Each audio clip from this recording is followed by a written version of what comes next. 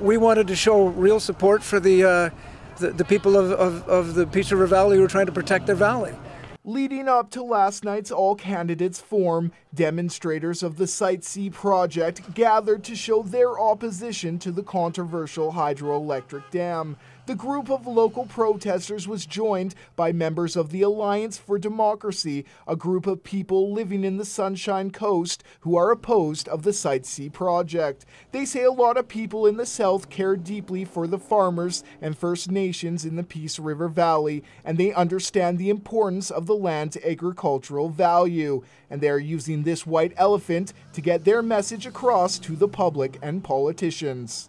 An elephant is a gift that's useless, a gift that you have to pay for and pay for and pay for, but it has no real reason to exist. The King of Siam originally created, this is the story I know anyway, that the King of Siam would give white elephants to his enemies, so because they have to take care of this creature and it wouldn't do him any good. This white elephant has traveled all across the province in different major municipalities in BC to different campaign events or other events, and there's just such a large mass of opposers to the Site C project and all that it stands for. And that shows that there's a large outcry that knows it's not right, and it gives us here locally hope that things can change, and things can change at the very last moment. And that hope for change has been renewed among protesters and those opposing the project after the UBC released a lengthy report calling for the government to halt construction of the Site C dam until the BC Utilities Commission can review the project. You know, from the report that came out from the UBC last week, it looks like we're actually quite a ways away from the point of no return on the Site C project, you know, and that's of course what Christie vowed to do is, you know, pushed us to the point of no return by this election, but we're far from that. You know, unfortunately, the business case and the economics of this project are so poor that even with the money that's been spent on it now, it's still smarter for us to shut it down.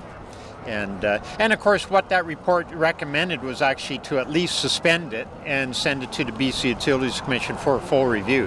An in-depth 160-page study that basically says we'd save money by not doing it. We'd save money if they paused it and then sent it to the BC Utilities Commission so we can have an honest, open look, not a spin by Christy Clark about how wonderful this is for whatever reason.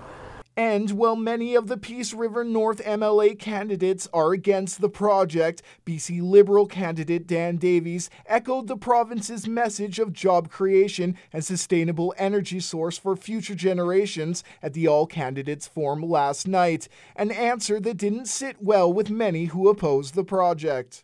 This government, they keep going back to, well, we've sent it to our own review. Well, you know, that's not good enough. You know, I mean, you know, that's not transparent enough. It needs to go to an open review with experts, energy experts under oath, given testimony, and cross-examined under oath. It's that simple. It has to be.